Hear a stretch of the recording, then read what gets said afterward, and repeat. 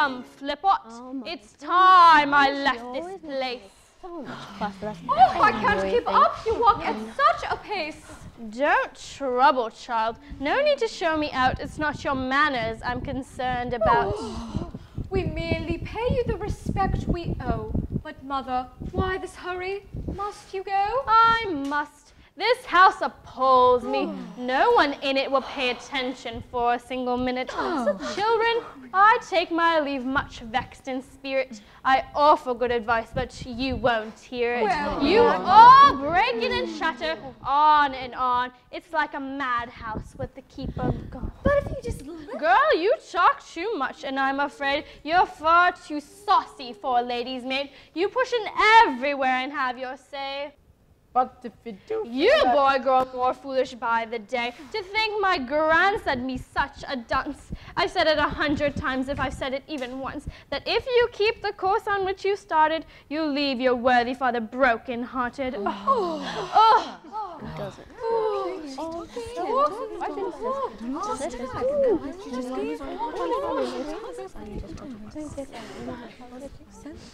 No, I think, and you, his sister, seem so pure, so shy, so innocent, and so demure. But you know what they say about still waters? I pity parents with secretive daughters. Oh, now, Mother! And as for you, child, let me add that your behavior is extremely bad.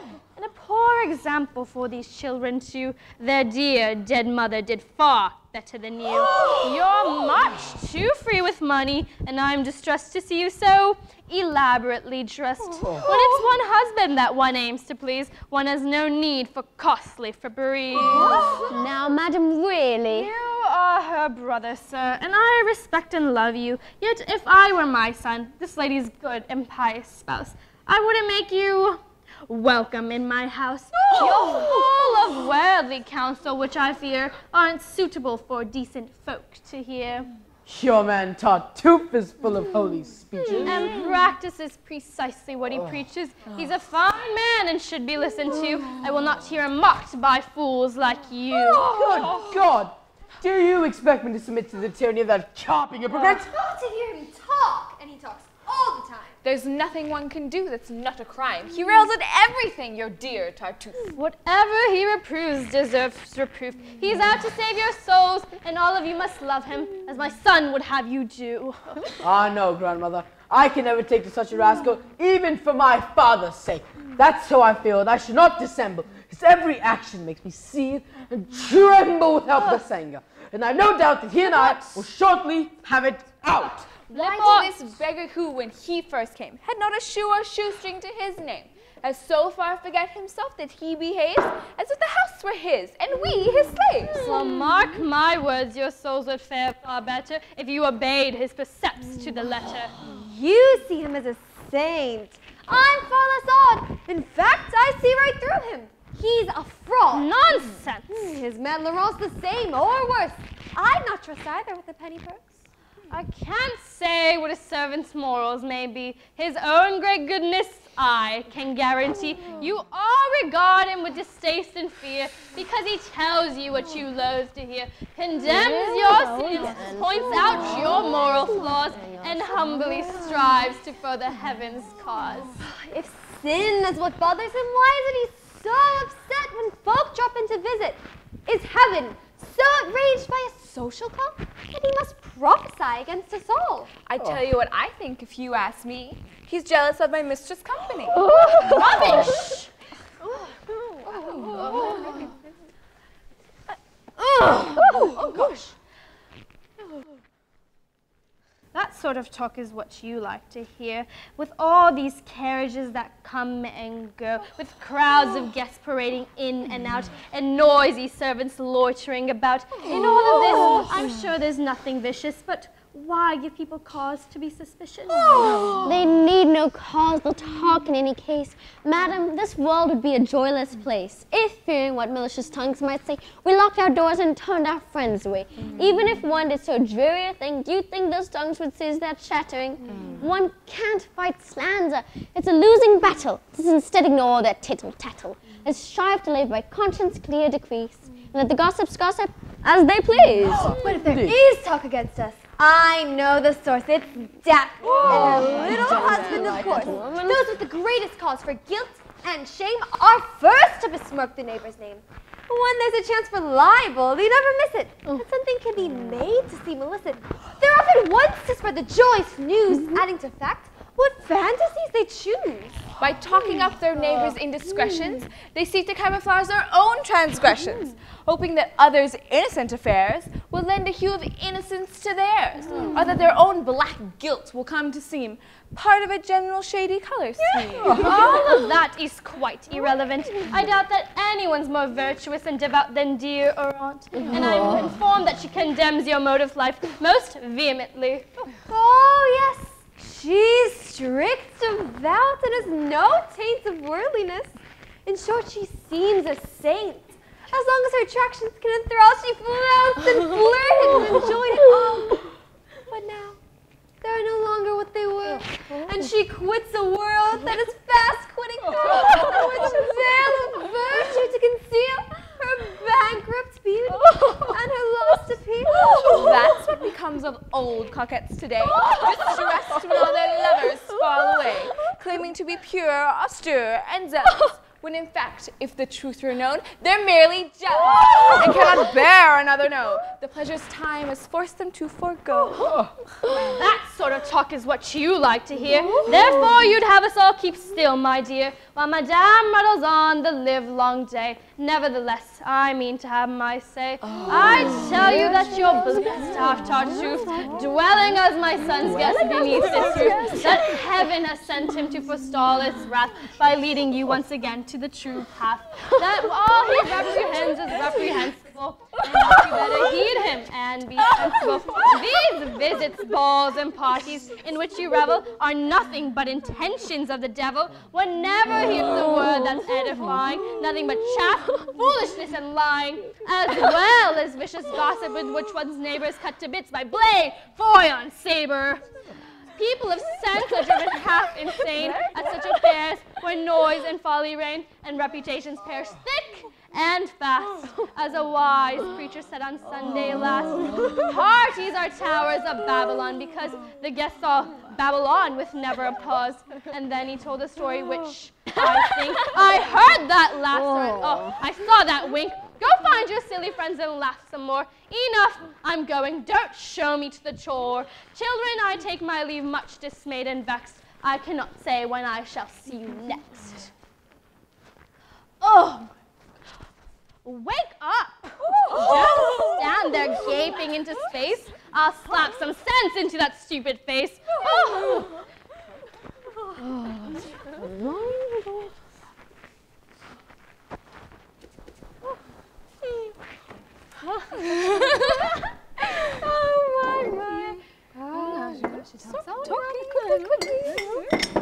I think I'll stay behind. I want no further pieces of her mind. How that old lady! But she wouldn't say if she could hear you speak of her that way. She'd thank you for the lady, but I'm sure she'd find me old, a little premature. My, what a scene she made and what a din, and how that man Tartuffe has taken her in. Yes, but her son is even worse deceived. His folly must be seen to be believed. In late troubles, he played an able part. He served his king with wise and noble heart. But he's quite lost his senses since he fell beneath Tartuffe's infatuating spell. He calls him brother and loves him as his life, preferring him to mother, child, or wife. In him and him alone does he confide. He's made him his confessor and his guide. Pets and pampers him with love more tender than any pretty mistress could engender.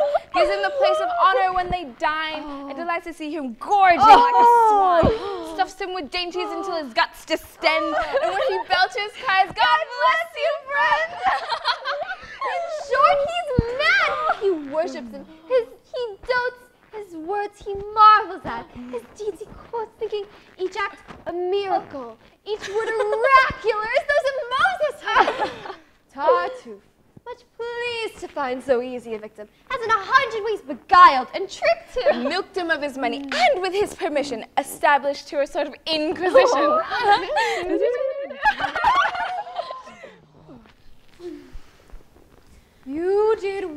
not to follow. She stood in the door and said verbatim all she said before. Oh, I saw my husband coming. I think I'd best go upstairs now and take a little rest. I'll wait and greet him here. Then I must go. I've really only time to say hello.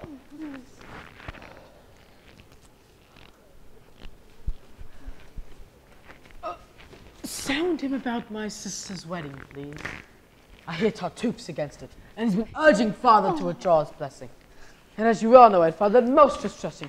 Unless my sister and Valère can marry, my hopes to marry his sister will miscarry, and I'm determined. He's coming!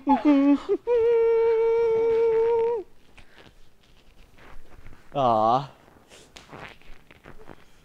Ah. Ah, good day, brother. Well, welcome back. I'm sorry, I can't stay. How's the country? Blooming, I trust, and green? Excuse me, brother, just one moment. Doreen! To put my mind at rest, I always learn the household news the moment I return. Has all been well these 2 days I've been gone? How are the family? What's been going on? Your wife, sir, 2 days ago had a bad fever and a fierce headache, which refused to leave her. Ah, and Tartuffe? Why, he's round and red, bursting with health, and excellently fed. Poor fellow! Oh. Last night, their mistress was unable to take a single bite from the dinner table. Her headache pain, she said, was simply hellish.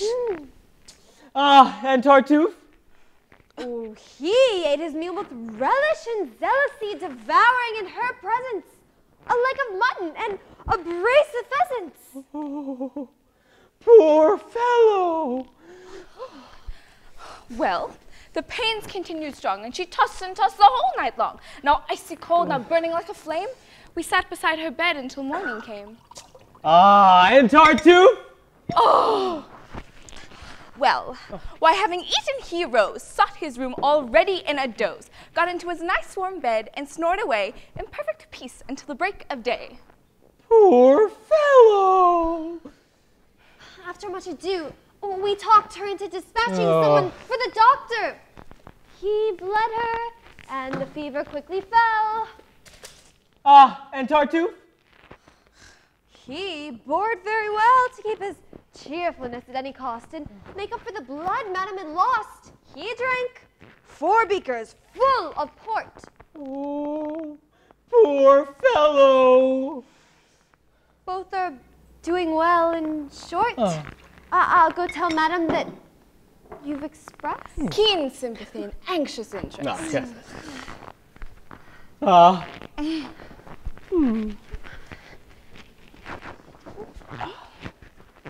Those girls were laughing in your face, and though I have no wish to offend you, even so, I'm bound to say, how could you possibly be such a goose?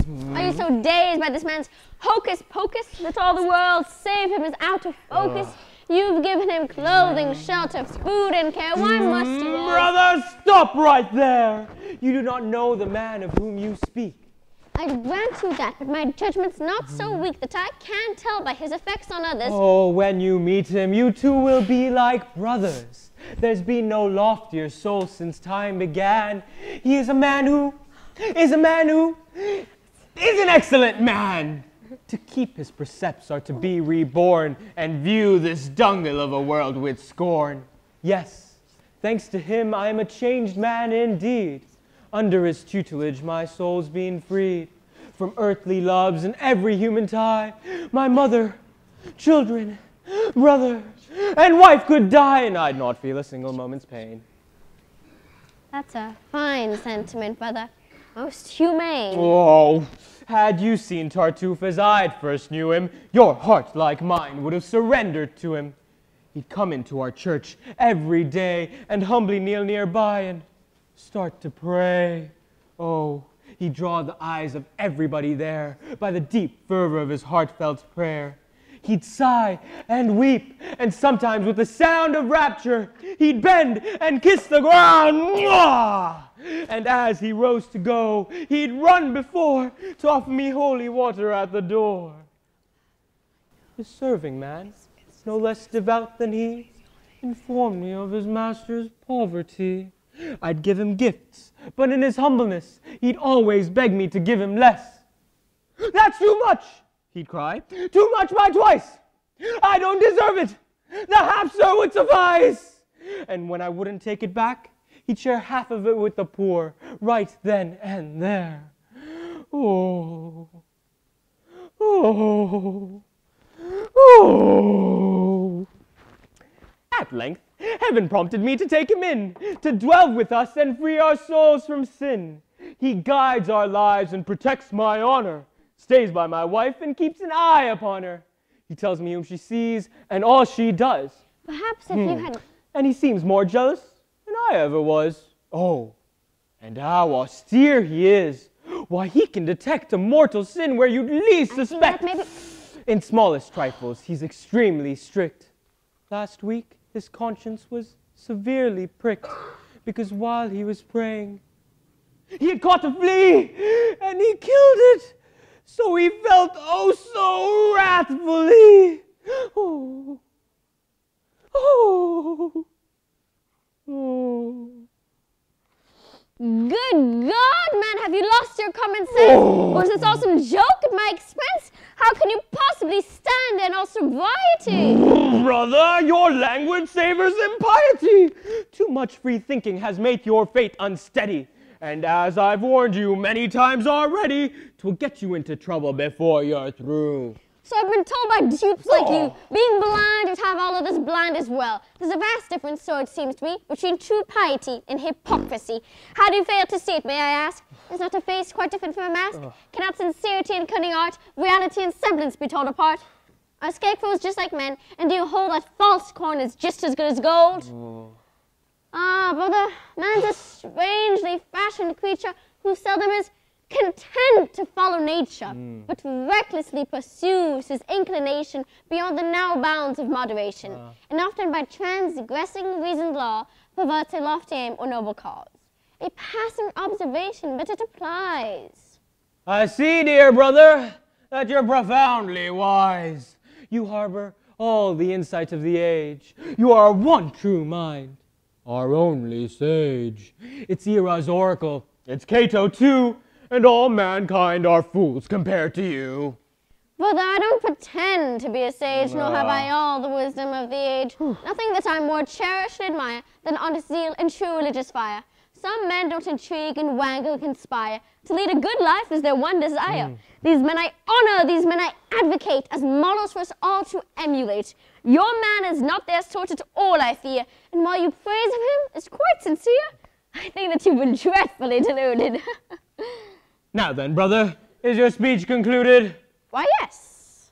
Your servant, sir? No, brother, wait. There's one more matter. You agreed of late that young Valet might have your daughter's hand. I did. And set the date, I understand? Quite so. You've now postponed, is that true? No doubt. The match no longer pleases you. Who knows? Do you mean to go back on your word? Oh, I won't say that. Has anything occurred which might entitle you to break your pledge? Perhaps. Come, brother, why must you hem and haw and hedge? The boy asked me to sound you with this affair. It's been a pleasure. What shall I tell Valet? Whatever you like. What are your plans? What have you decided? Oh, I plan, sir, to be guided by heaven's will.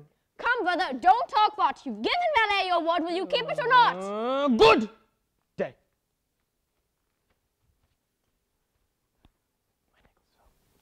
This looks as though poor Valet's undoing. I'll go warn him there's trouble brewing.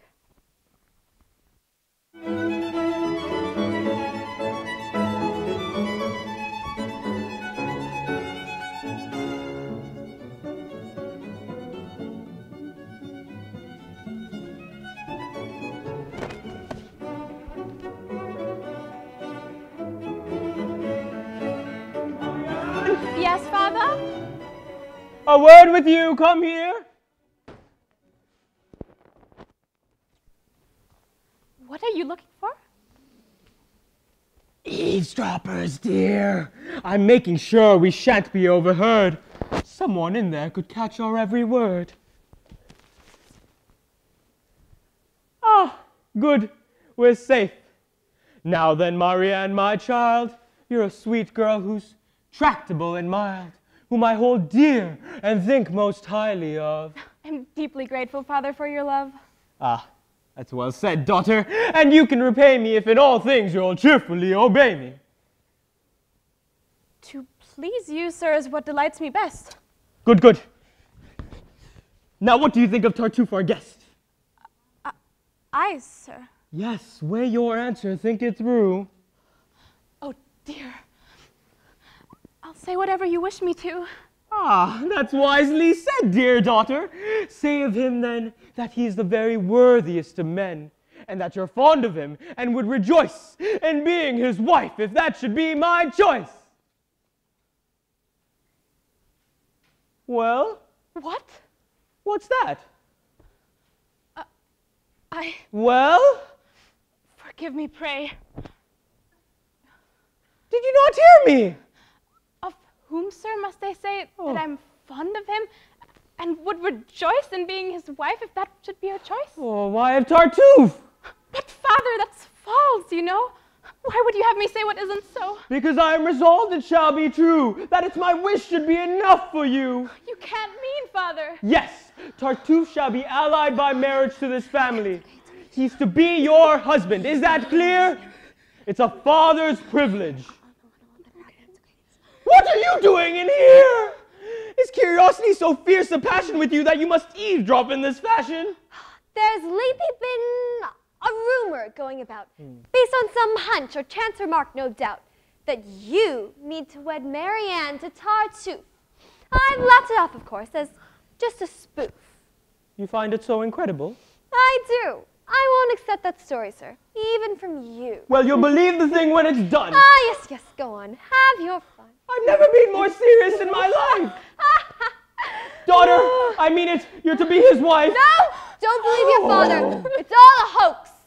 Oh, see here, young woman. Come, come, no more jokes. You can't fool us.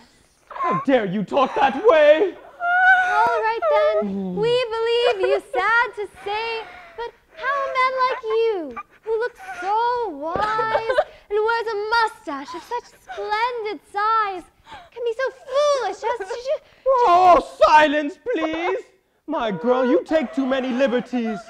And you must not forget that I'm the master here. Do let's discuss this calmly.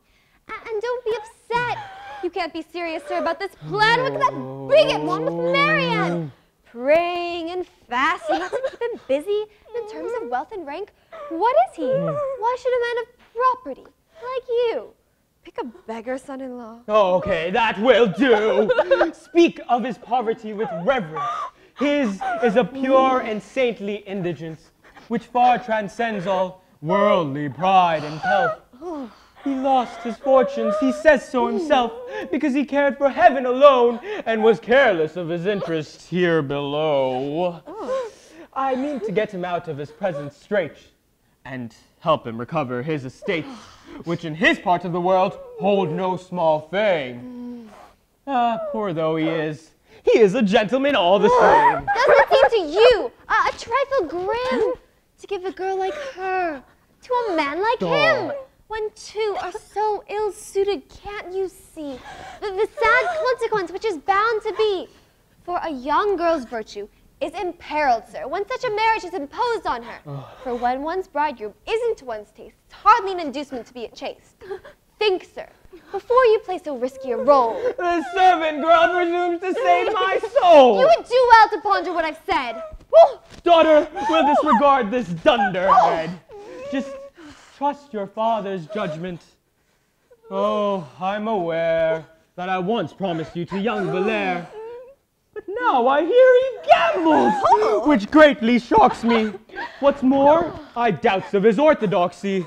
His visits to church, I note, are very few. Would you have him go the same hours as you and kneel nearby to be sure of being seen? I can dispense with such remarks, Doreen.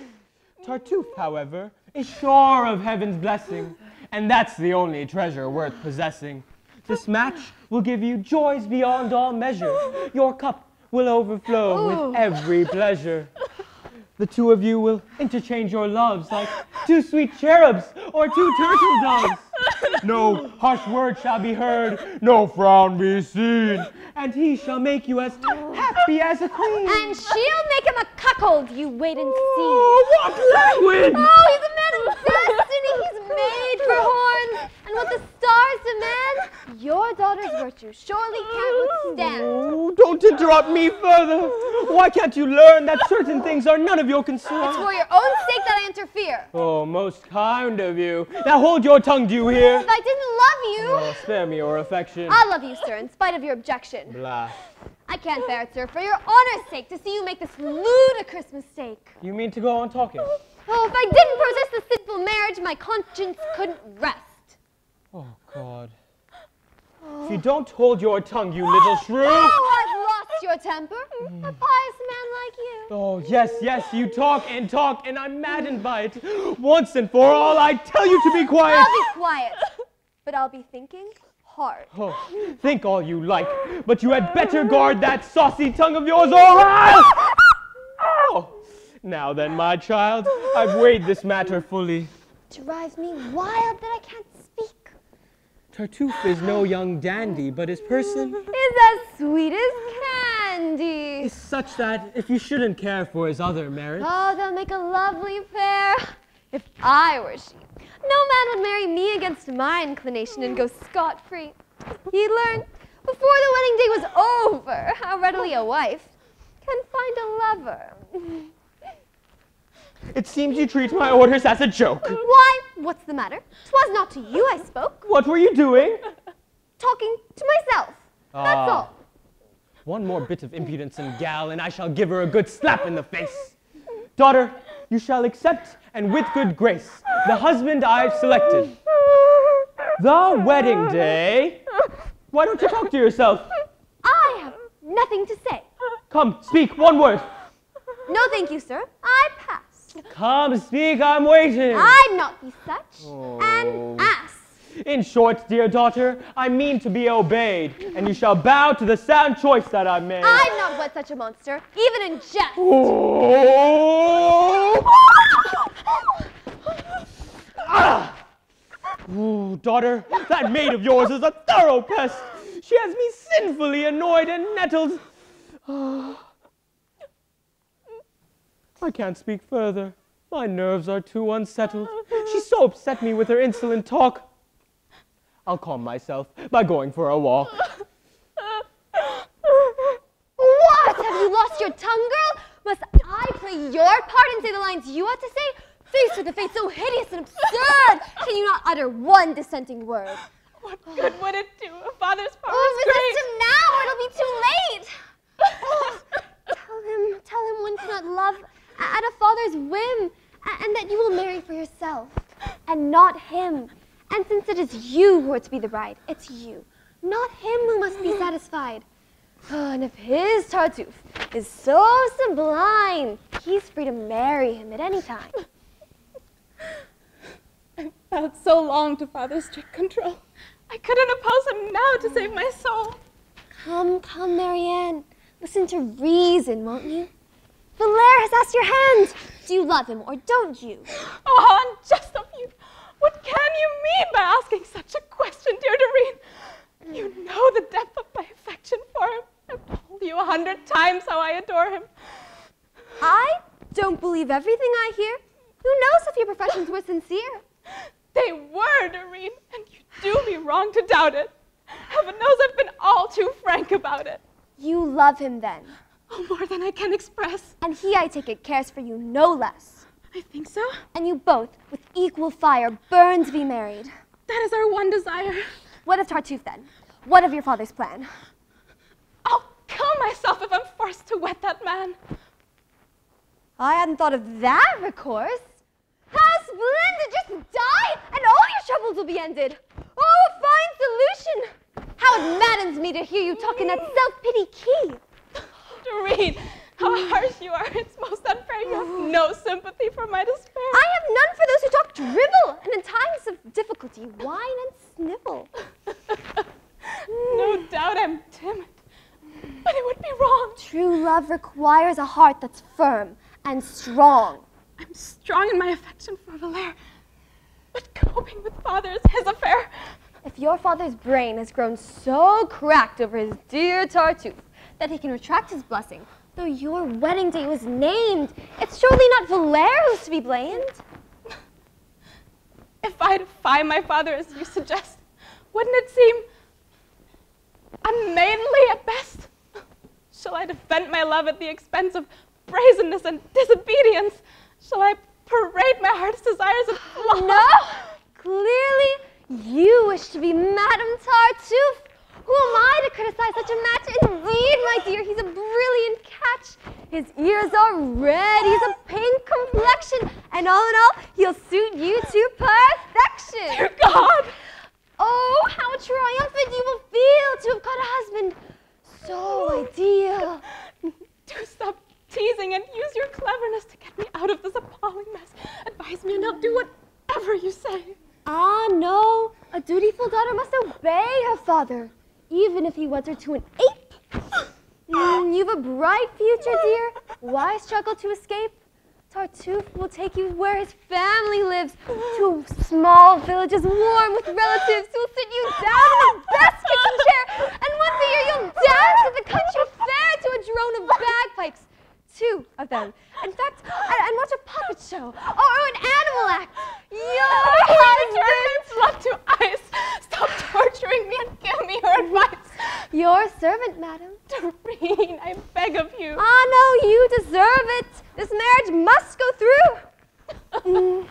Not Tartuffe. You know I think. Tartuffe is your cup of tea, and you shall drink him. I've always told you everything and rely. I know you deserve to be Tartuffe aside. Well, since you mock me and refuse to care, I'll henceforth seek my solace in despair. Despair shall be my counselor and friend, and help me bring my sorrows to an end. There now. Come back. My anger has subsided, and you do deserve some sympathy, I've decided. Doreen, if father makes me undergo this dreadful martyrdom, I'll die, I know. Don't fret. It won't be difficult to discover some plan of action. Jane. But here's Valere, your lover. Madam, I've just received some wondrous news regarding which I'd like to hear your views. What news? You're marrying Tartuffe. I find that father does have such a match in mind. Your father, madam. Has just this minute said that it's Tartuffe he wishes me to wed. Can he be serious? Oh, indeed he can. He's clearly set his heart upon the plan. And what position do you propose to take, madam? Why, I don't know. For heaven's sake, you don't know? No? Well. Advise me, do. Marry the man, that's my advice to you. That's your advice? Yes. Truly? Oh, absolutely. You couldn't choose more wisely, more astutely. Well, thanks for this counsel. I'll follow it, of course. Do. I'm sure it will cost you no remorse. To give it didn't cause your heart to break. I gave it, madam, only for your sake. And it's for your sake that I take it, sir. Let's see which fool will prove the stubborner. So I am nothing to you, and it was flat deception when you... Oh, please, enough of that. You've told me plainly that I should wed the man my father's chosen for me. Since you've deigned to counsel me so wisely, I'll promise to do as you advise me. Ah, no, 'twas not by me you were swayed, no. Your decision was already made. Though now, to save appearances, you protest that you're betraying me at my behest. Just as you say. Quite so. And now I see that you were never truly in love with me. Alas, you're free to think so if you choose. I choose to think so, and here's a bit of news. You spurned my hand, but I know where to turn for kinder treatment, as you shall quickly learn. I'm sure you do. Your noble qualities inspire affection. Forget my qualities, please. They don't inspire you overmuch, I find. But there's another lady I have in mind, whose sweet and generous nature will not scorn to compensate me for the loss I've borne. I am no great loss, and I'm sure you'll transfer your heart quite painlessly from me to her. I'll do my best to take it in my stride, the pain I feel at being cast aside, Time and forgetfulness may put an end to, and if I can't forget, I shall pretend to. No self-respecting person is expected to go on loving once he's been rejected. Now, that's a fine, high-minded sentiment. One to which any sane man would assent. Would you prefer it if I pined away in hopeless passion till my dying day? Am I to yield you to a rival's arms and not console myself with other charms? Go then! Console yourself. Don't hesitate. Indeed, I wish you to. I cannot wait. You wish me to? Yes. That's the final straw. Madam, farewell. Your wish shall be my law. Splendid. This breach, remember, is of your making. It's you who've driven me to the step I'm taking. Of course.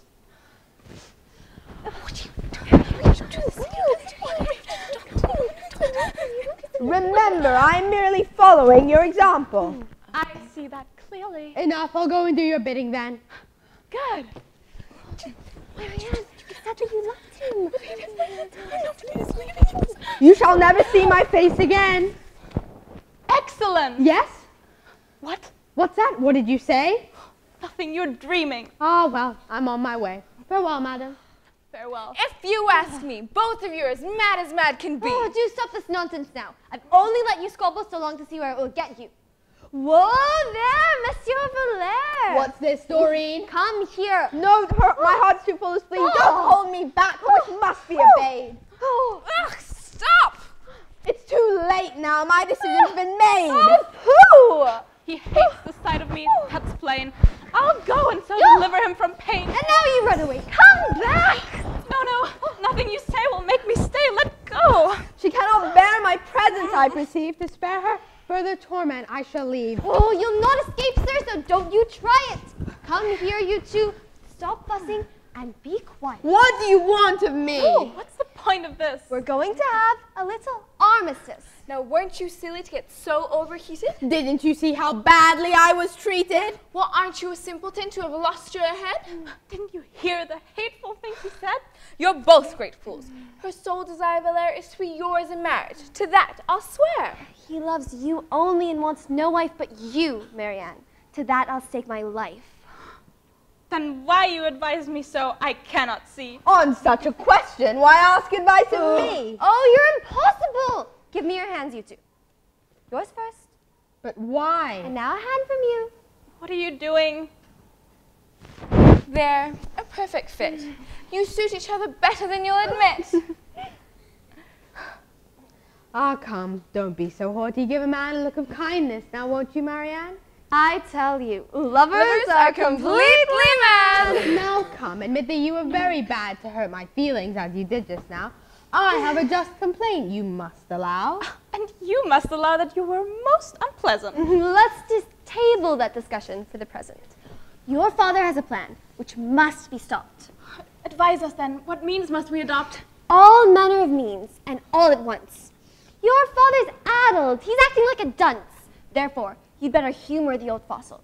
Pretend to yield to him. Be sweet and docile. And postpone, as often as necessary, the day on which you have agreed to marry. Thus will gain time, and time will turn the trick. Sometimes, for instance, you'll be taken sick, and thus will seem good reason for delay. Or a bad omen will make you change the day. You'll dream of muddy water, or you'll pass a dead man's hearse, or break a looking glass. If all else fails, no man can marry you unless you take his ring and say, I do. Now, let's separate. If someone should find us here, our plan might be divined.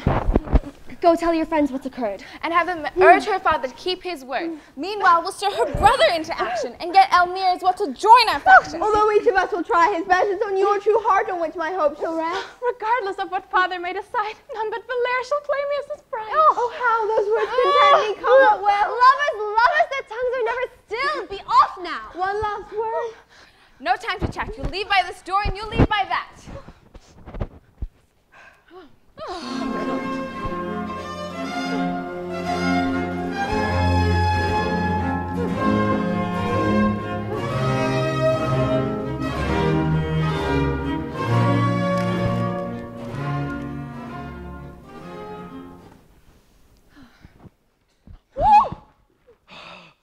May lightning strike me even as I speak. May all men call me cowardly and weak. If any fear scruple should hold me back from settling things at once with that great quack. Now don't give way to violent emotion. Your father's merely talked about this notion, and words and deeds are far from being one. Much that is talked about is left undone. No! I must stop that scoundrel's machinations. I'll go tell him off. I'm out of patience! Do calm down and be practical. I'd rather my mistress talk to him, and with your father. She has some influence over Tartuffe, I've noted. He hangs upon her words and seems most devoted, and may indeed be smitten by her charm. Pray heaven, it's true. We do our cause no harm. She sent for him just now to sound him out on this affair you're so incensed about, and we'll find out where he stands and tell him too what dreadful strife and trouble will ensue if he lends countenance to your father's plan. I couldn't get in to see him, but his man says he's almost finished with his prayers. Go now. We'll catch him as he comes downstairs. I want to hear this conference, and I will.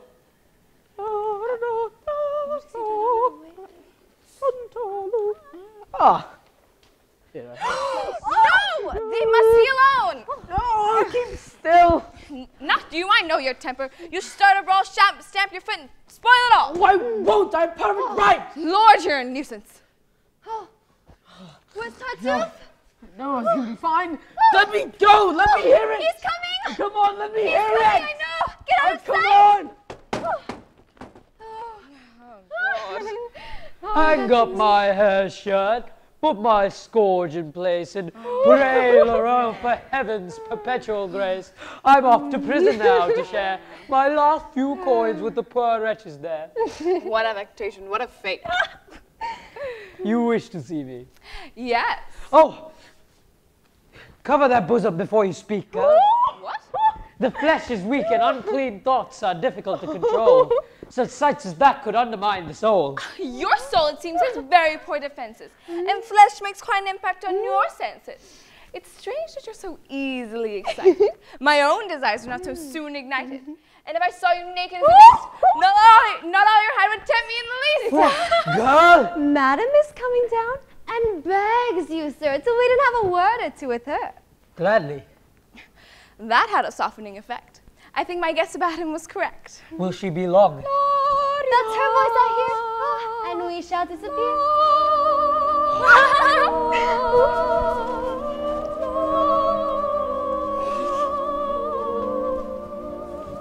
May heaven, whose infinite goodness we adore, preserve your body and soul forevermore, and bless your days and answer thus the plea of one who's its humblest votary. Oh, I thank you for that pious wish, but please do take a chair and let's be more at ease.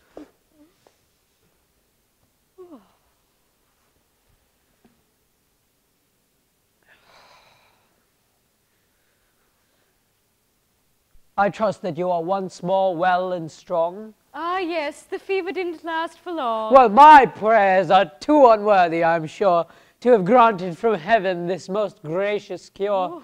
Yet lately, madam, my every supplication has had for object your recuperation. Oh, you shouldn't have troubled so. I don't deserve it. Your health is priceless, madam, and to preserve it, I'd gladly give my own in all sincerity. Oh, sir, you outdo us all in Christian charity. You've been most kind. I count myself your debtor. 'Twas nothing, madam. I longed to serve you better. Oh, there's a private matter I'm anxious to discuss. Oh, I'm glad there's no one here to hinder us. I too am glad. It floods my heart with bliss to find myself alone with you like this. For just this one chance I've prayed with all my power, but prayed in vain until this happy hour. Oh, this won't take long, sir, and I hope you'll be entirely frank and unconstrained with me. Indeed, there's nothing I'd rather do than bare my innermost heart and soul to you. First, let me say that what comments I have made about the constant visits you are paid were prompted not by any mean emotion, but rather by a pure and deep devotion, a fervent zeal. Oh, no need for explanation.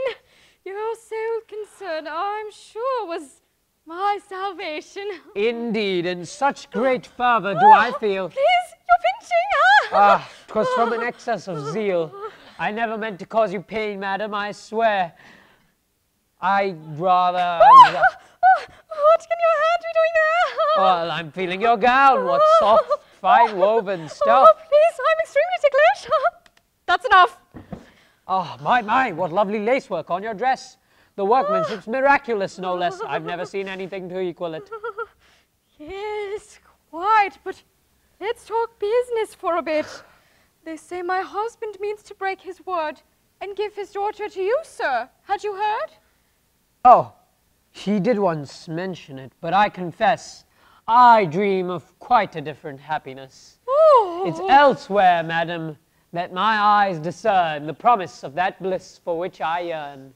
I see. You care for nothing here below?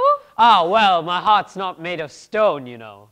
All your desires mount heavenward, I'm sure, in scorn of all that's earthly and impure.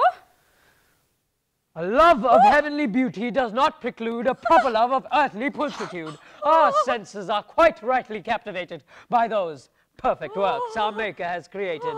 On that fair face, such beauties have been lavished. The eyes are dazzled and the heart is ravished.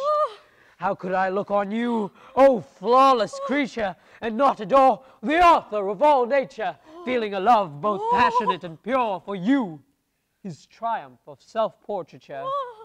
You are my peace, my solace, my salvation. On you depends my bliss or desolation. I bide your judgment, and as you think best, I shall be either miserable or blessed. Ah! Your declaration is most gallant, sir, but don't you think it's out of character? You'd have done better to restrain your passion and think before you spoke in such a fashion.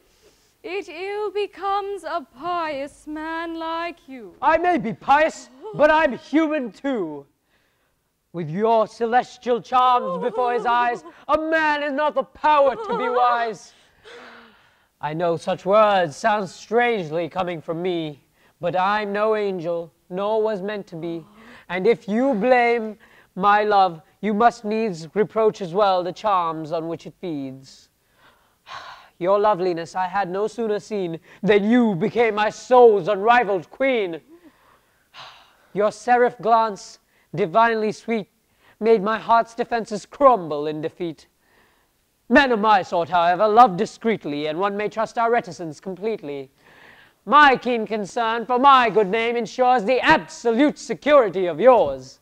In short, I offer you, my dear Elmire, love without scandal and pleasure without fear. I've heard your well-turned speeches to the end, and what you urge I clearly apprehend.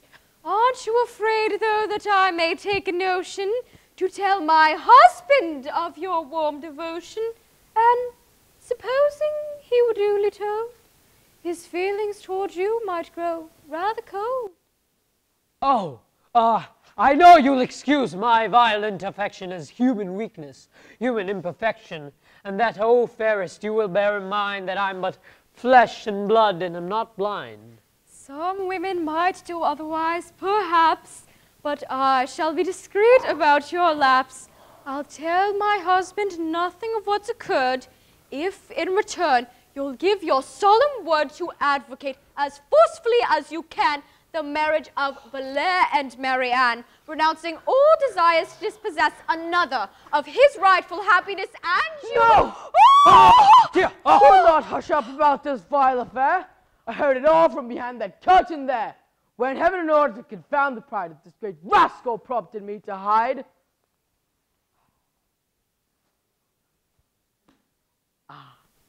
Now I have my long-awaited chance to punish his deceit and arrogance, and give my father clear and shocking proof of the black character of his dear Tartuffe. Ah, no, Demi. I'll be content if he will study to deserve my leniency. I've promised silence. Don't make me break my word. To make a scandal would be too absurd. Good wives laugh off such trifles and forget them. Why should they tell their husbands and upset them? You have your reasons for taking such a course, and I have reasons too, of equal force. To spare him now would be insanely wrong. I I've swallowed my just wrath for far too long and watched this insolent bigot bringing strife and bitterness into our family life. Too long he's meddled in my father's affairs, thwarting my marriage hopes and poor Valaire's.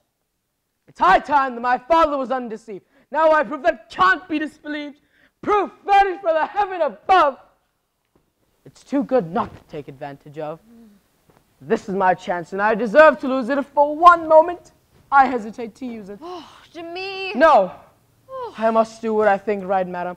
My heart is bursting with delight, and say whatever you will, I'll not consent to lose a sweet revenge on which I am bent. I'll settle matters without more ado.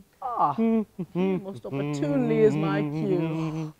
Father!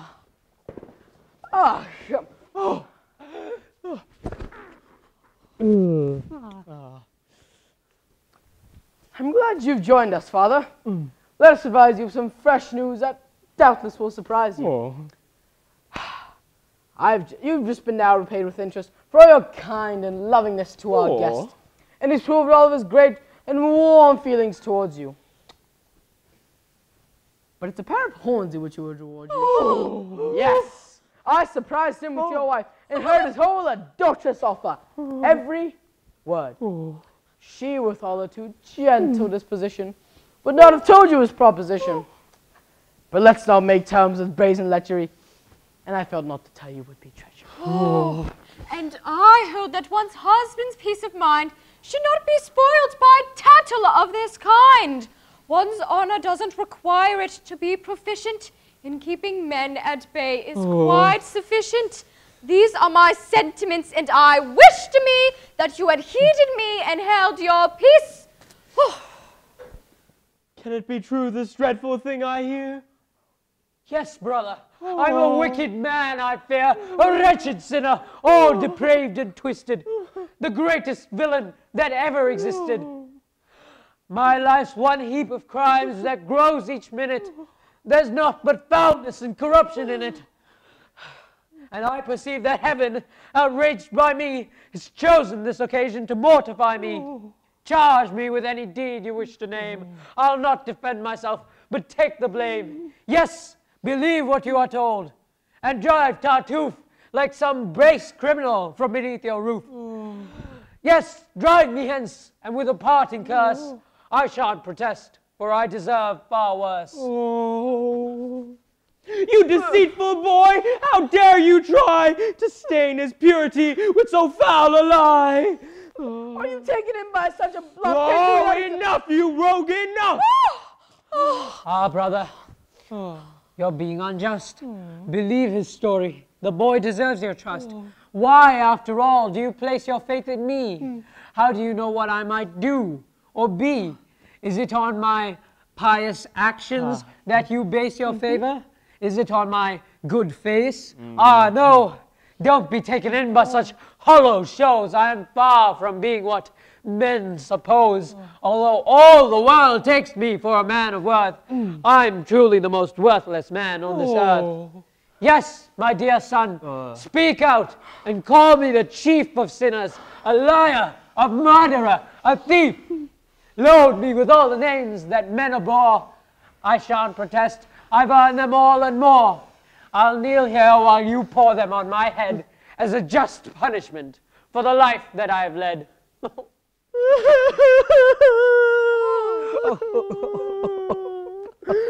Oh, brother, this is too much. Have you no heart? Are you so hoodwinked by this Be rascal's still, monster.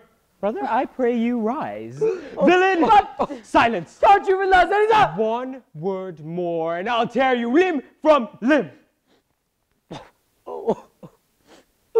Brother, don't be harsh with him.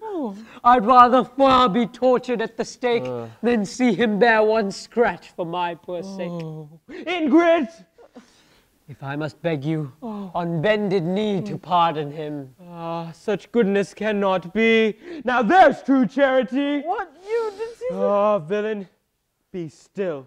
I know your motives. I know you wish him ill. Yes, all of you, wife, children, servants, all conspire against him and desire his fall, employing every shameful trick you can to alienate me from this saintly man. Ah, but the more you seek to drive him away from me, the more I'll do to keep him. Without delay, I'll spite this household and confound its pride by making him my daughter's groom. Oh.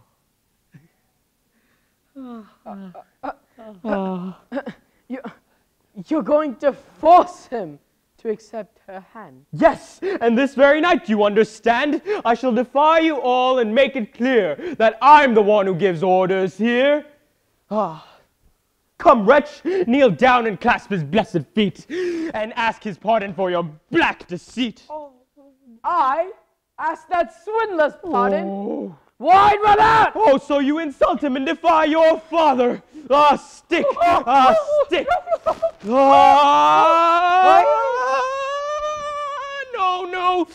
No! Release me, do. Out of this household this minute. Be off with you.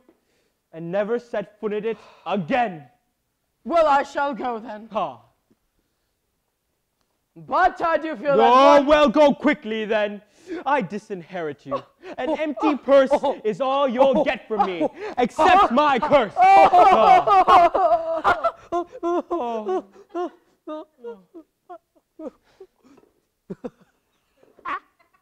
How he blasphemed your goodness. What a son. Forgive him, Lord, as I have already done. You can't know how it hurts me when someone tries to blacken me in my dear brother's eyes. The thought of such ingratitude plunges my soul into so dark a mood. I cannot speak. I gasp for breath. I find myself near death. Oh, you blackguard! Why did I spare you? Why did I not break you into little pieces on the spot? Compose yourself. Don't be hurt, dear friend. These scenes, these dreadful quarrels have got to end. I've much upset your household, and I perceive that the best thing for me to do would be to leave. Oh, what are you saying? They're all against me here. They'd have you think me false and insincere. Oh, what of that? Have I ceased believing in you? Their adverse talk will certainly continue, and charges which you now repudiate, you may find credible at a later date. No, brother, never. Brother, a wife can sway her husband's mind in a subtle way. No.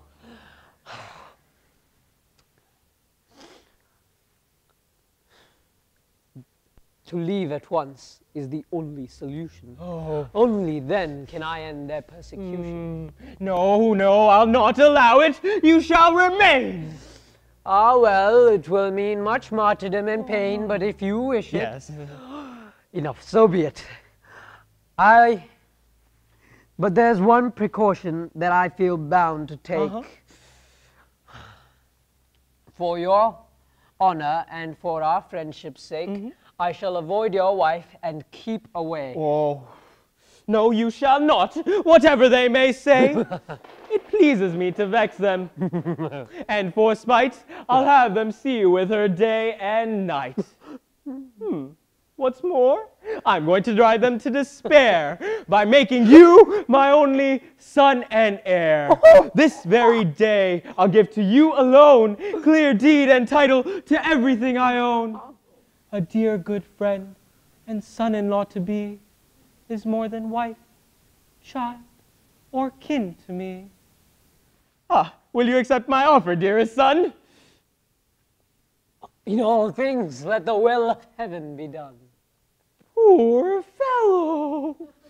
Come, let's go draw up the deed and let them burst with disappointed greed. Ha ha ha! Ho ho ho! Hee hee hee! He he he! Ho hee! Hey, hey.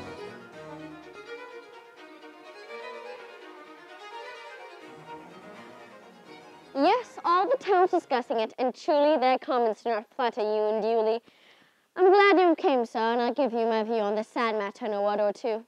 As for who is guilty, that I shan't discuss. Let's say 'twas Demas who caused the first. Should you stand by and watch a father make his son an exile for your sake? Again, I tell you frankly, be advised, the whole town, high and low, is scandalized. This quarrel must be mended, and my advice is not to push matters to a further crisis, nor sacrifice your wrath to God above, and help Demi regain his father's love. Alas, I should take great joy in doing so. I've nothing against the boy. I pardon all. I harbor no resentment.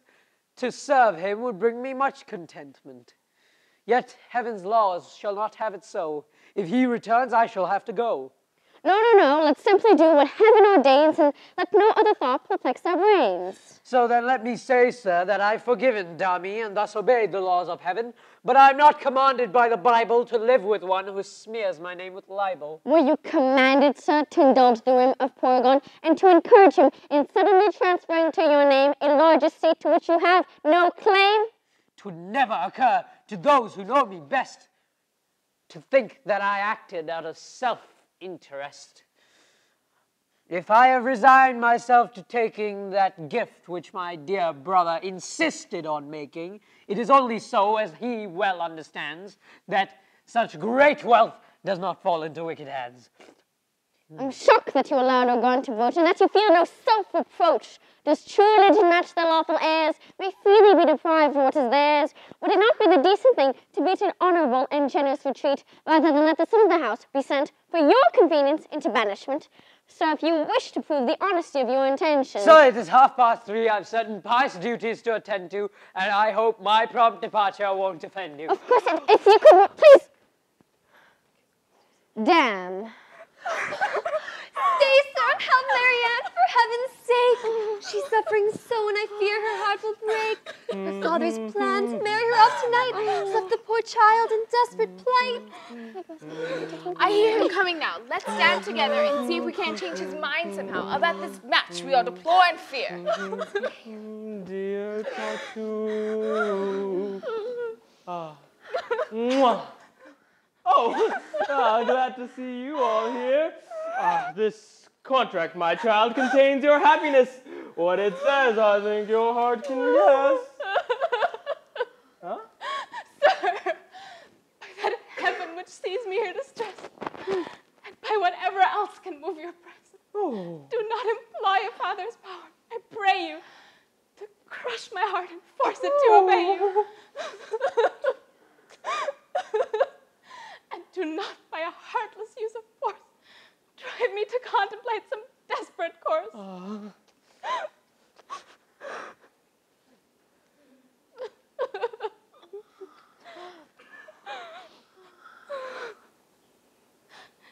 Do not so embitter and enslave me that I shall hate the very life you gave me. If my sweet hopes must perish, if you refuse to give me the one I have dared to choose, spare me at least. I beg you, I implore, the pain of wedding one whom I abhor.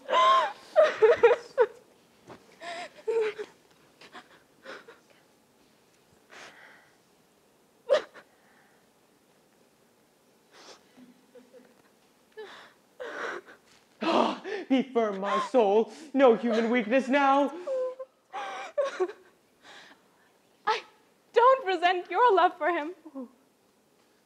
Allow your heart free rein, sir. Give him your property.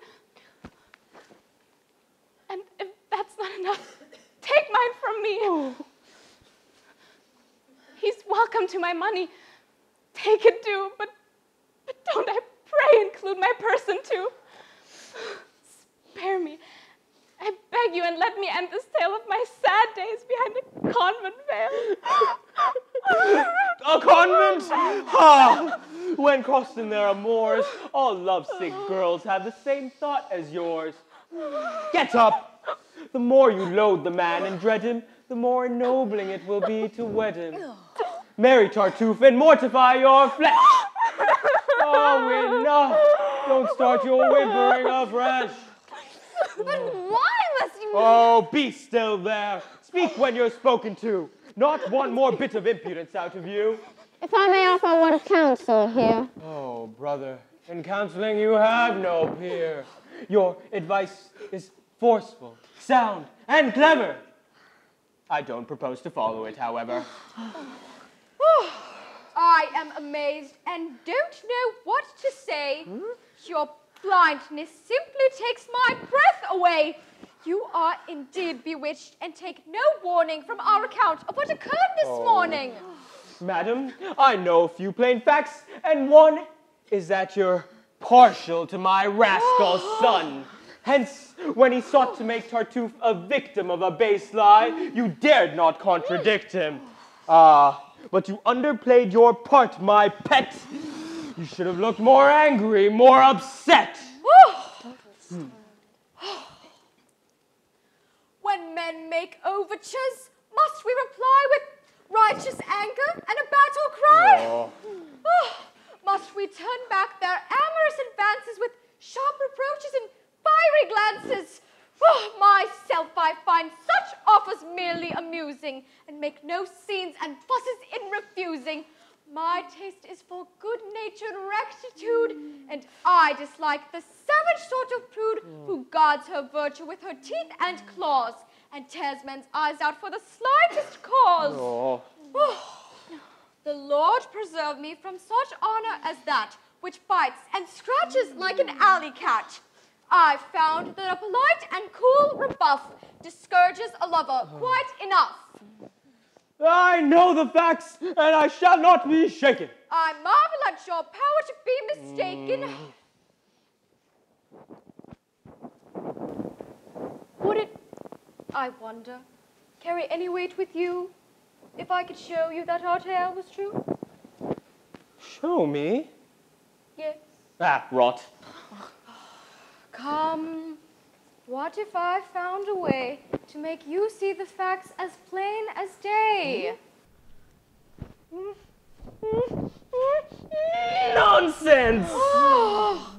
Do answer me, don't be absurd. I'm not now asking you to trust our word. Suppose that from some hiding place in here, you learn the whole sad truth by eye and ear.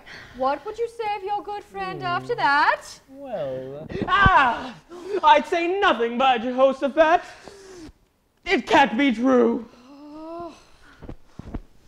You've been too long deceived, and I'm quite tired of being disbelieved.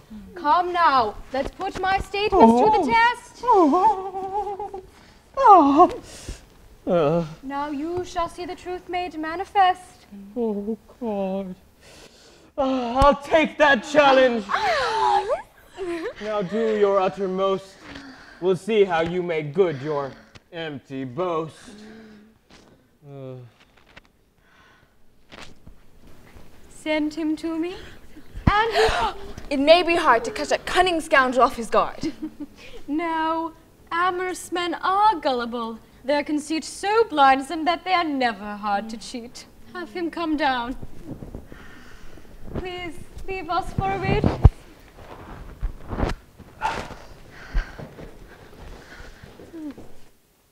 Pull up this table.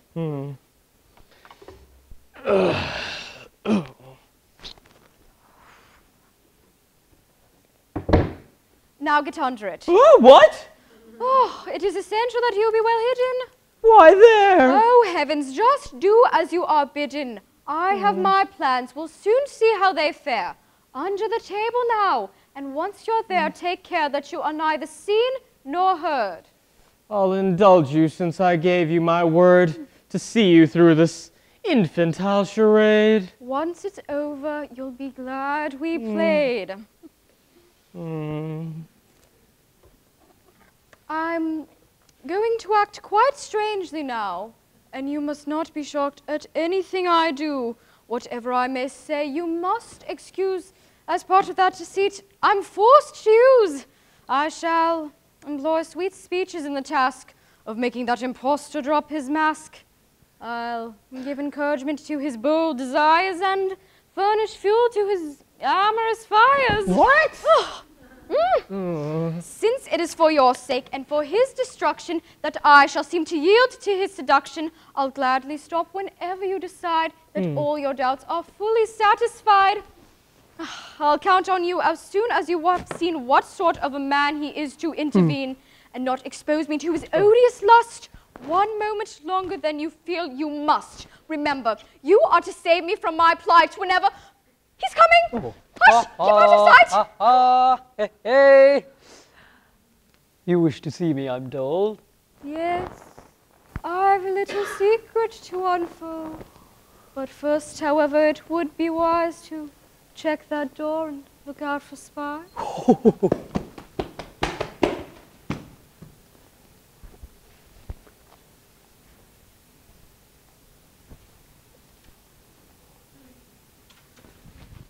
Ho! Ho ho!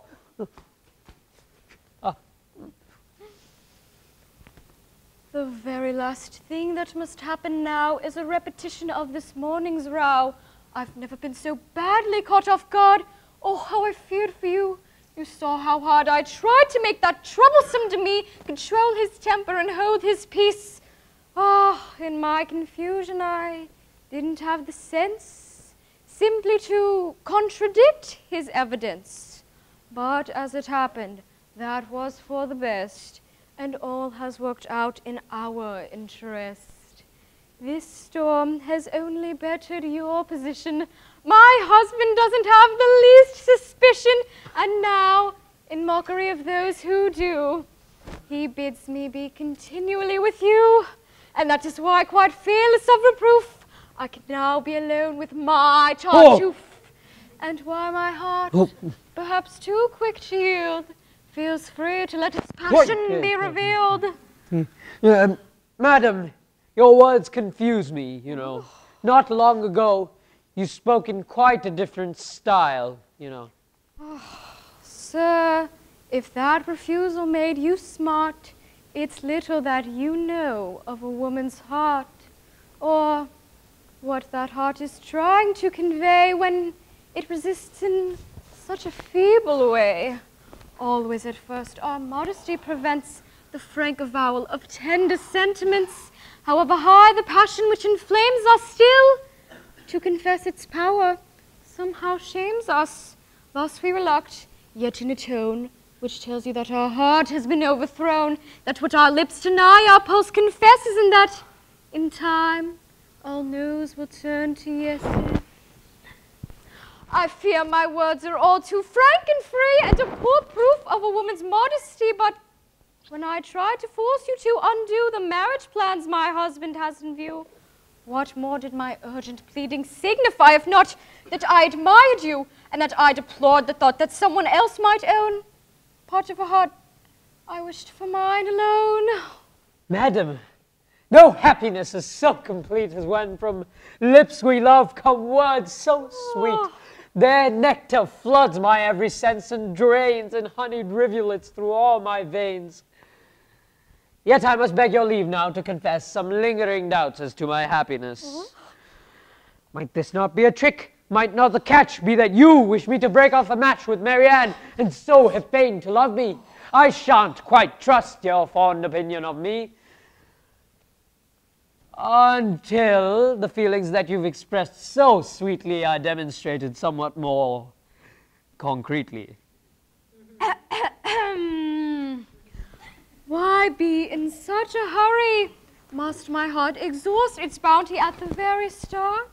To make that sweet admission cost me dear, but you'll not be content, it would appear, unless my store of favors is dispersed to the last farthing, and at the very first. I, who so little merit your esteem, can't credit this fulfillment of my dream, and shan't believe it, madam, until I savor some palpable assurance of your favor. Come, must you hound and harry me to death? Will you not give me time to catch my breath? Can it be right to press me with such force? Give me no quarter, show me no remorse, and take advantage by your stern insistence of the fond feelings which weaken my resistance. Oh. Well, if you look with favor upon my love, why begrudge me some clear proof thereof? But how can I consent without offense toward heaven, to which you feel such reverence? If heaven's all that holds you back, don't worry, I can remove that hindrance in a hurry. Nothing of that sort need obstruct our path. Must one not be afraid of heaven's wrath? Some joys, it's true, are wrong in heaven's eyes. Yet heaven is not averse to compromise. There is a science, madam, lately formulated, whereby one's conscience may be liberated, and any wrongful act you care to mention may be redeemed by purity of intention. I'll teach you, madam, the secrets of that science. Meanwhile, just place on me your full reliance. Assuage my keen desires and feel no dread, for the sin, if any, will be on my head. You've a bad cough. Yes, it's bad indeed. A bit of licorice may be what you need. No, I've a stubborn cold, it seems. I'm sure it will take much more than licorice to cure it. How aggravating. Oh, more than I can say. Well, if things still upset you, think of them this way. No one will know our joys save us alone, and there's no evil, madam, until the act is known. It's scandal which makes it an offense, and it's no sin to sin in confidence. Well, clearly I must do as you require, and yield to your importunate desire. If this is sinful, if I'm wrong to do it, so much the worse for him who drove me to it. Indeed, madam, the fault is mine, if fault there be, and... Open the door a little and peek out. I wouldn't want my husband poking about. Why worry about the man? Each day he grows more gullible. One could lead him by the nose. To find us here would fill him with delight, and if he saw the worst, he'd doubt his sight. Nevertheless, do step out for a minute into the hall and see that no one's in it.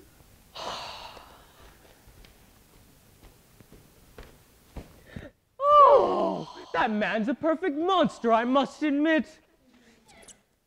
I'm simply stunned. I can't get over it. What? Coming out so soon? How premature! Get back into hiding and wait until you're sure. Stay to the end and be convinced completely. We mustn't stop till things are proved concretely. Hell never harbored anything so vicious. But don't be hasty. Try to be judicious. Wait and be certain that there's no mistake. No jumping to conclusions, for heaven's sake. Madam, I've given the neighboring rooms a full inspection, and all things have worked out to perfection. And now I may at last... Hold on, my passionate fellow. Not so fast. I should advise a little more restraint. Oh, how you thought you'd fool me, my dear saint.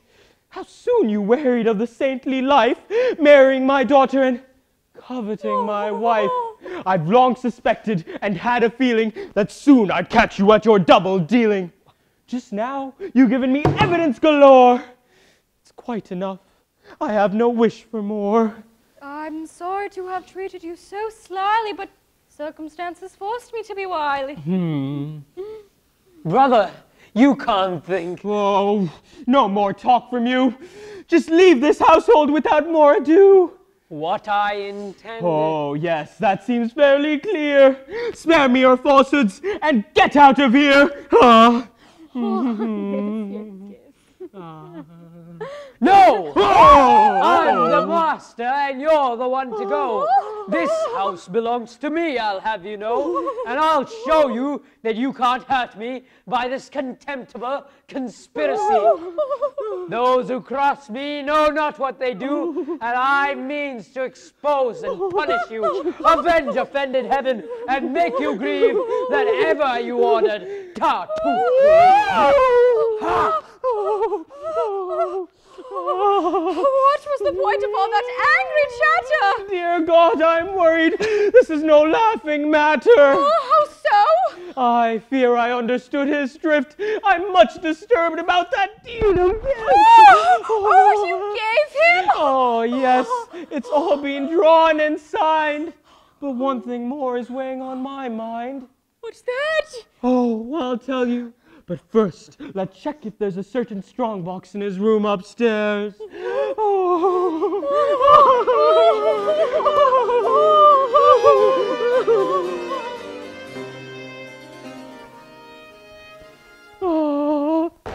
Where are you going so fast?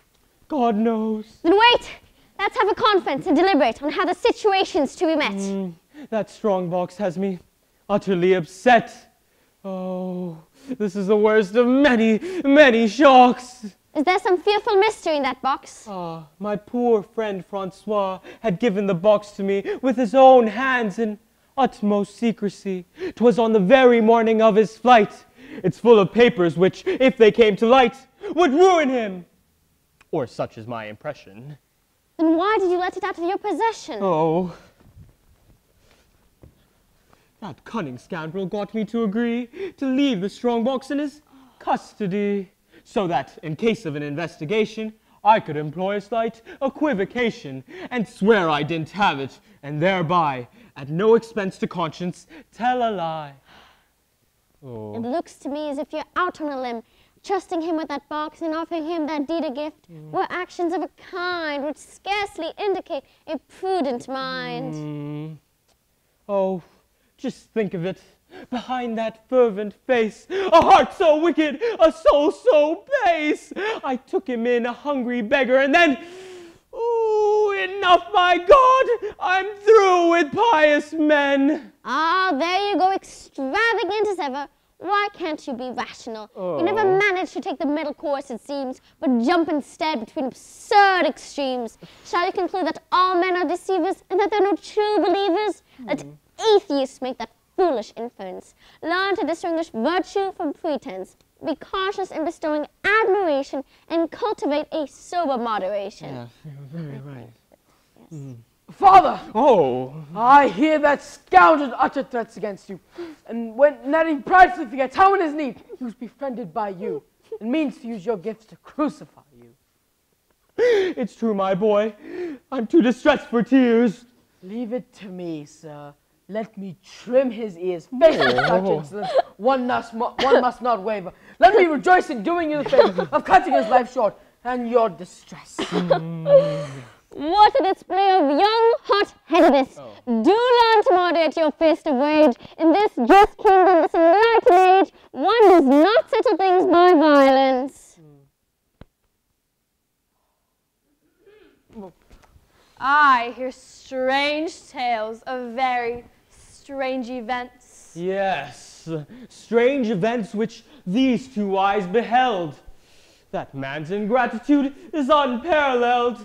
I save a wretched pauper from starvation, house him and treat him like a blood relation, shower him every day with largesse, give him my daughter and everything that I possess.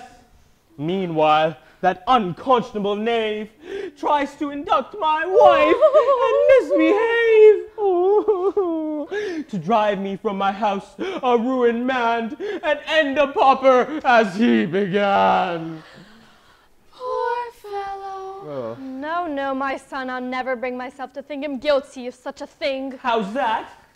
Ugh, the righteous were always maligned. Oh, speak clearly, mother. Say what's on your mind. I mean that I can smell a rat, my dear. You know how everyone hates him here. Oh, that has no bearing in this case at all.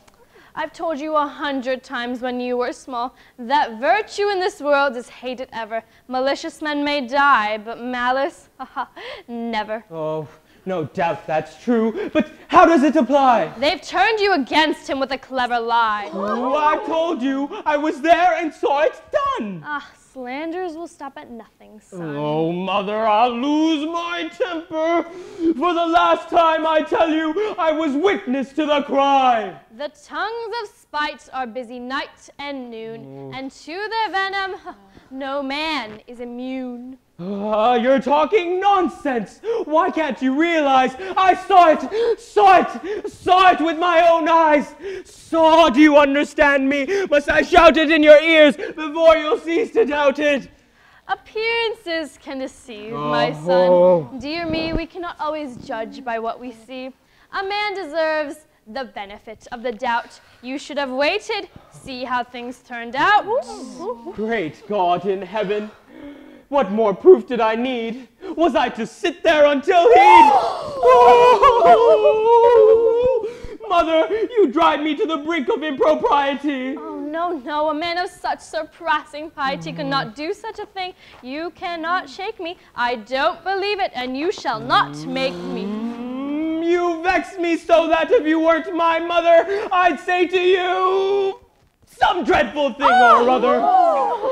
It's your turn now, sir, not to be listened to. You not trust us, and now she won't trust you. My friends, we're wasting time, which should be spent in facing tough predicaments. I fear that scoundrel's threats weren't made in sport.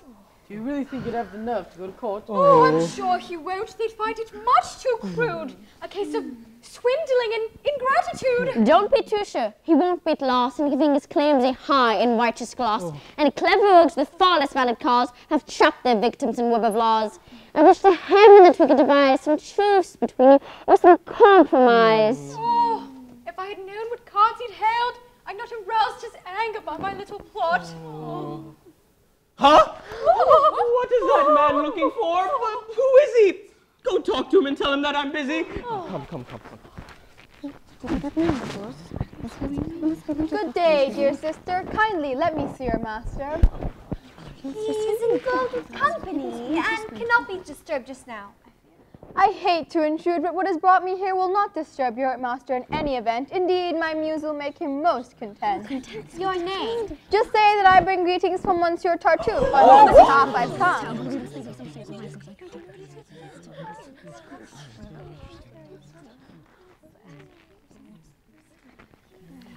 Sir, he's a very gracious man, and bears a message from Monsieur Tartuffe, which he declares will make you most content. Upon my word, I think this man be best seen and heard. Perhaps he has some settlement to suggest. How shall I treat him? What manner would be best? Control your anger, and if he should mention some fair adjustment, give him your full attention.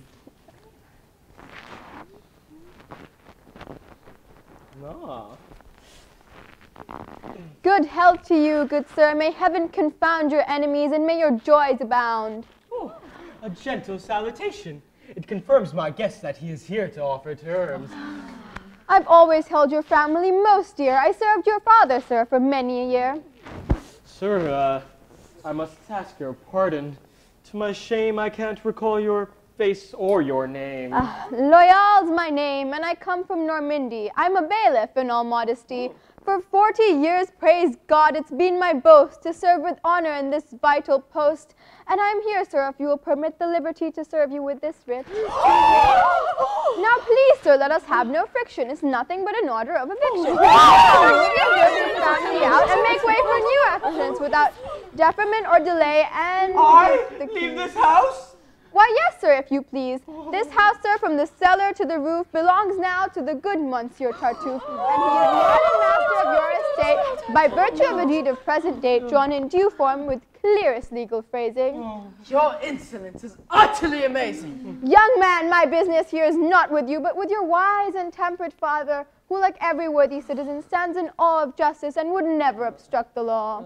Not for a million, sir, would you rebel against authority. I know that well. You'll not make trouble, sir, or interfere with the execution of my duties here. Someone may execute a smart tattoo on that black jacket of yours before you're through. Sir, bid your son be silent. I'd hate to mention such a nasty threat of violence in writing my report. This man Loyal is the most disloyal sort. I love all men of upright character. When I agreed to serve you these papers, sir, it was your feelings that I had in mind. I couldn't bear to see this case assigned to someone who may esteem you less and thus subject you to unpleasantness. What's more unpleasant than telling a man to leave his house and home? You'd like a short reprieve? If so, I shall not press you, but wait until tomorrow to dispossess you. Splendid! I'll come and spend the night here, then most quietly with half a score of men. For form's sake, you might bring me, just before you go to bed, the keys to the front door. My men, I promise, will be on their best behavior, but bright and early, sir, you must be quick and move out all your furniture, every stick. The men I've chosen are both young and strong, and with their help, it shouldn't take you long. In short, I'll make things pleasant and convenient, and since I'm being so extremely lenient, please show me, sir, a like consideration and give me your entire cooperation. I may be all but bankrupt, but I'd give 100 louis here and now just to land one good clout right on the end of that complacent snout. Careful, don't make things worse. My boot sole itches to give that beggar a good kick in the breeches. Monsieur Loyal, I'd love to hear the whack of a stout stick across your fine broad back. Take care, a woman too may go to jail if she uses threatening language to a bailiff. Enough, sir. This must not go on. Give me that paper, please, and then be gone. Well, au revoir. God give you all good cheer. May God confound you and him who sent you here.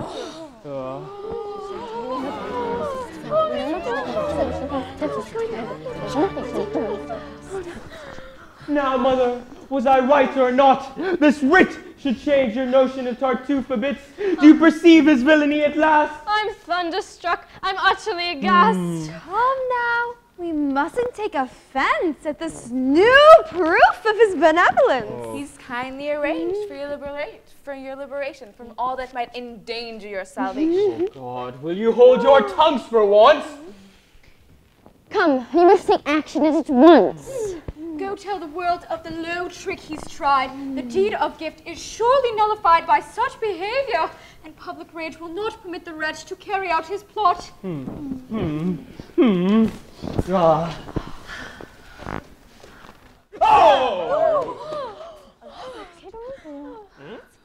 Though I hate to bring you more bad news, such is a danger that I cannot choose. A friend sends word you in a plight from which your one salvation lies in flight. That scoundrel who deposed upon you so denounced you to the king an hour ago. And as supporting evidence displayed a strong box of a certain renegade whose secret papers, so he testified, you had disloyally agreed to hide. I don't know just what charges may he press, but there's a warrant out for your arrest. Tartuffe has been instructed, furthermore, to guide the arresting officer to your door. He's clearly done this to facilitate his seizure of your house and your estate. That man is a vicious beast. Quick, sir, you mustn't tarry in the least. My carriage is outside to take you hence. This 1,000 louis should cover all expense. Let's lose no time or you shall be undone. The sole defense in this case is to run. I shall go with you all the way and place you in a safe refuge to which they'll never trace you. Alas, dear boy, I wish that I could show you my gratitude for everything that I owe you.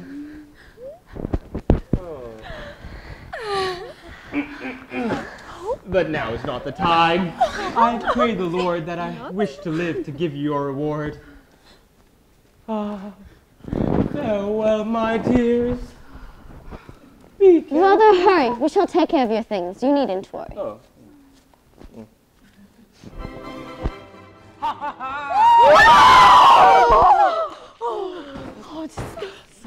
Gently, sir, gently. Stay right where you are. There's no need for haste. Your lodging isn't far. You're off to prison by order of the prince. This is the crowning blow, you wretch, and since it means my total ruin and defeat, your villainy is now at last complete. You needn't try to provoke me. It's no use. Those who serve heaven must expect abuse. You're indeed most patient, sweet, and blameless. How he uses the name of heaven. Shame! Your taunts and mockeries are all for naught. To do my duty is my only thought. Your love of beauty is most meritorious, and what you've done is little short of glorious. All deeds are glorious, madam, which obey that sovereign prince who sent me here today. Have you forgotten that I saved you when you were destitute? Oh, you are such a thankless brute! No. No. I well remember everything. But my first duty is to my king.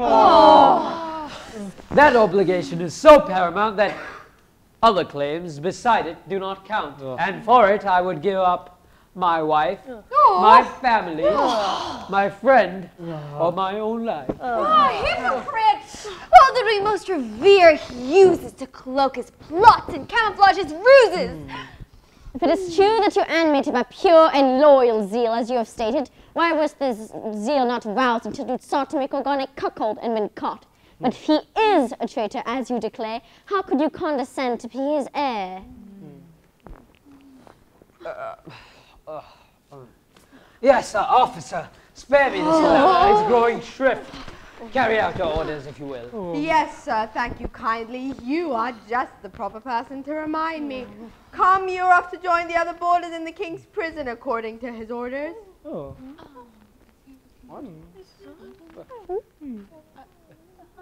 Why, sir? Why, yes. To prison? This can't be true. I owe an explanation, but not to you. Sir, all is well. Rest easy and be grateful.